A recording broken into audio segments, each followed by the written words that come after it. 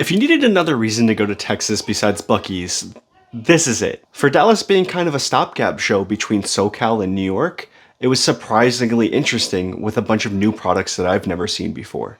Starting off with a staple, Sennheiser made a great showing. They had all of their products there: HD 820, HD 800S, HD 600, 650, and the HD 620S. It's always cool to get a comparison between their entire lineup, especially since they make such great headphones. Oh, by the way, my kids are playing video games in the next room. That's why it's a bit noisy right now. It was nice to see Schiit audio. Their amplifiers are great, American-made stuff. I personally own a lot of their equipment. What was really cool is that when you meet people at a show, they have a wine pairing for you.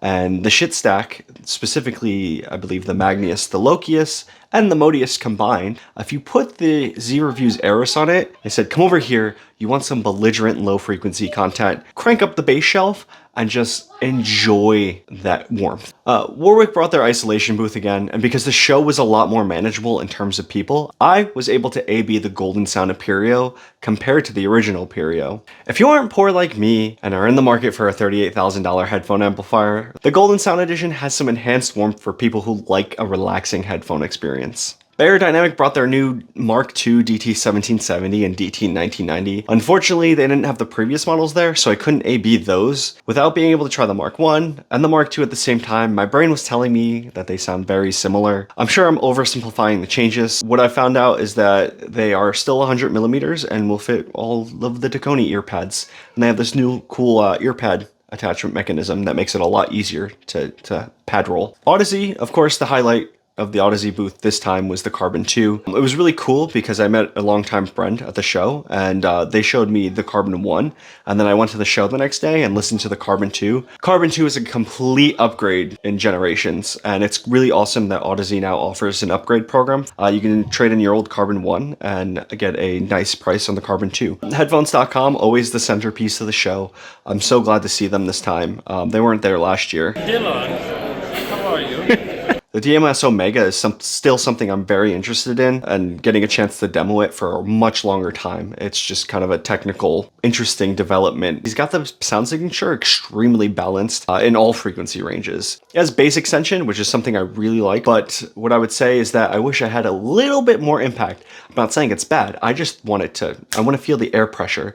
And so when I talked to Doug about this, he said, oh yeah, it's a pretty easy modification for me to do. It's just I don't have time to do all of these modifications for all these people. So what I want you all to do after this video is go tell Doug to go make that and sell it now.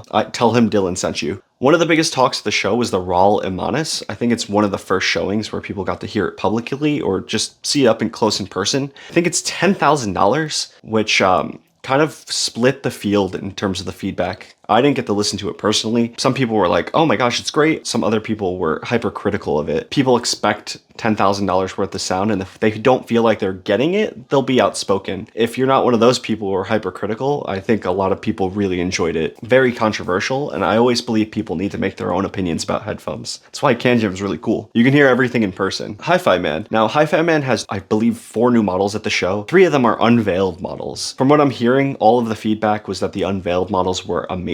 Now, I'm only interested in the earpad design changes, and they did change them across generations, like specifically the Aria, different mounting mechanism in earpads. The feedback from all the people who were listening to it were saying that the unveiled models were just kind of a step up or a move in the right direction for Hifiman. The thing that I was most interested in was the Isvarna?